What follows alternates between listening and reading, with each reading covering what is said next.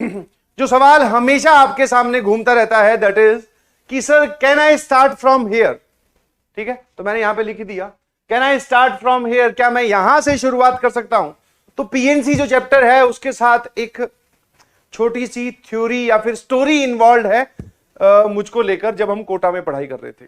ठीक है, again yes you can say this is Kota story.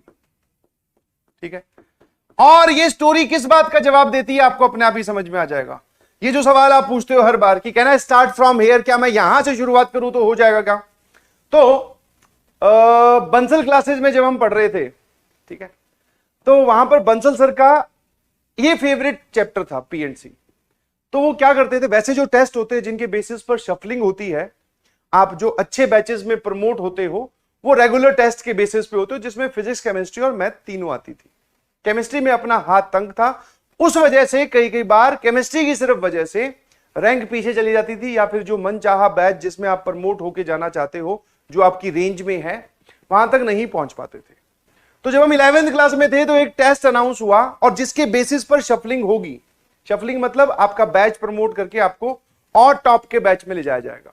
और मैंने आपको पहले भी बताया था, टॉप का मैच जैसे जैसे आपको टॉप का बैच मिलता जाए, समझिए कि आप आईआईटी के नजदीक जाते जा रहे हो। समझ में आया? और जब वो टेस्ट अनाउंस हुआ तो वो टेस्ट जो है सिर्फ मैथमेटिक्स का था, और सिर्फ उसमें परम्यूटेशन कॉम्बिनेशन आना था।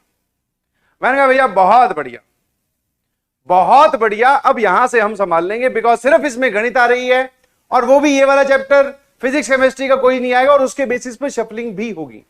मैंने कहा बहुत सही, ठीक है। परम्यूटेशन कॉम्बिनेशन का टेस्ट लग गया था, 2 हफ्ते पहले नोटिस लगता था, लग गया, और चैप्टर उस दौरान चल भी रहा था। टेस्ट होने से पहले चैप्टर खत्म हो गया, अच्छी भली तैयारी थी, गए टेस्ट में। उस टाइम पे बैच था, थोड़ा सा समझा दूं, P1 से लेके P10 ये टॉप वाली लेयर है, फिर था Q1 से लेके Q10, फिर था R1 से लेके R10। समझ पा रहे हो? P1 P2 P3 ऐसे करके 10 बैचेस ऑफ P, और S1 से लेके S8। ठीक है, इसके बाद में बच्चे नहीं थे 11th क्लास में, तो ये 8 पर ही रुक गया। ये सबसे ऊपर वाली क्रीमी लेयर, और उसमें भी सबसे टॉप वाला बैचेस P1, समझ गए होगे शायद आप। फिर सर ये सेकंड, इसमें भी टॉप वाला बैचेस Q1। तो आप ऐसे मूव करते हो, ऐसे, ठीक है। उस टाइम पे जब टेस्ट अनाउंस हुआ तो आई वॉज इन Q3। जब टेस्ट अनाउंस हुआ कि इस पे आपको शफलिंग मिलेगी और आप इस बैच में जाना चाहते हो, सबका अल्टीमेट एम यही रहता है, सर या तो इस रो में शामिल हो जाएं बस, P1 से लेके P10, मतलब जब आप बैच बोलो तो आपके नाम में जब आप बताने लगो किसी को तो P सुनाई दे। नंबर कौन सा उससे ज्यादा फर्क पड़ता नहीं, ऑल्दो फर्क पड़ता है, क्योंकि ये वाले जो लोग हैं P1 P2 वाले, इनकी रैंक बड़ी जबरदस्त आती है। बट P1 से P10 तक अगर आप हो तो आपको एक आत्मसंतुष्टि की फीलिंग आती है कि हाँ भाई मैं अच्छा कर रहा हूं। तो Q3 में था, टेस्ट अनाउंस हुआ, मैं Q3 से directly after the test promote कर दिया गया था P6 में। ठीक है, very happy, very very very happy, because सिर्फ गणित का टेस्ट था। समझ में आया? अब यहां से मुझे फायदा क्या हुआ, जब मैं P6 में जाकर बैठा, Q3 से लेके P6, आप जान सकते हैं कितने बैचेस का सफल है। तो फायदा यह हुआ कि आसपास वाले जो लोग थे वो बड़े ही, मतलब एक तो आपको जो चाहिए था वो मिल गया।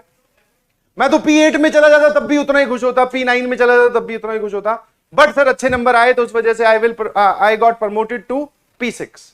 अब उससे फायदा यह हुआ कि भैया जो कॉन्फिडेंस लेवल था, जो एनर्जी लेवल था, जो सेल्फ मोटिवेशन जिसको आप बोलते हो, वो और बढ़ गया।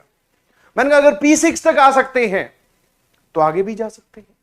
ऑल्दो आई नो कि मैं सिर्फ एक सब्जेक्ट के बलबूते पर यहां पहुंचा हूं, आईआईटी में जो रैंक आती है उसमें तीनों सब्जेक्ट काउंट होते हैं, बट तो ये जो शिफ्ट मुझे मिली क्लास 11th में बहुत हेल्पफुल थी, बहुत हेल्पफुल। ठीक है, और उसके बाद में सर इस शिफ्ट से फायदा क्या हुआ, बहुत अच्छे से और पढ़ाई करनी स्टार्ट की, और अच्छे से पढ़ाई करने स्टार्ट की। द अल्टीमेट टारगेट इज कि इस बैच में पहुंचा हूं मैथ्स की वजह से, फिजिक्स और केमिस्ट्री की वजह से, ये बैच मुझसे छिन ना जाए। ठीक है, आगे चल के 2 टेस्ट और हुए। ठीक है, आगे चल के 2 टेस्ट और हुए, और मैंने P6 मेंटेन करके रखा, और उन दोनों टेस्ट में जो है फिजिक्स केमिस्ट्री भी आई थी। समझ पा रहे हो? तो वो जो एक होता ना कि आप जो चाहिए था आपको मिल गया, आप उसको मेंटेन करके रखो। तो जितने भी लोग ये सोच रहे हैं can I start from here, yes, कोई भी कहीं से किसी भी मूवमेंट से आप स्टार्ट कर सकते हैं। द ओनली थिंग इज जिस दिन आपकी फ्रीक्वेंसी मैच कर गई, आपको अच्छा लगा, आपको अपने हार्डवर्क का रिजल्ट दिखा कि हाँ यार पढ़ने से नंबर तो आते हैं, आप अपने आप सेल्फ मोटिवेटेड फील करोगे, आपको जरूरत ही नहीं पड़ेगी किसी और की एक्सटर्नल मोटिवेशन की। समझ पा रहे हो? तो everyone can start from everywhere, और जितना जल्दी स्टार्ट करोगे उतना जल्दी रिजल्ट आपके पास आएगा, जितना आप डिले करते जाओगे रिजल्ट भी उतना ही दूर जाता जाएगा। समझ पा रहे हो? तो जो भी लोग सोच रहे हैं कि क्या मैं यहां से शुरुआत कर सकता हूं, बिल्कुल। सर क्या मैं यहां से शुरुआत करके आईआईटी की बहुत अच्छी रैंक तक जा सकता हूं? हां जी। क्या सर मैं मेहनत कर कर जो भी हमारा ड्रीम है उसको फुलफिल कर सकता हूं? यस। Who said no? आप शुरुआत तो करो।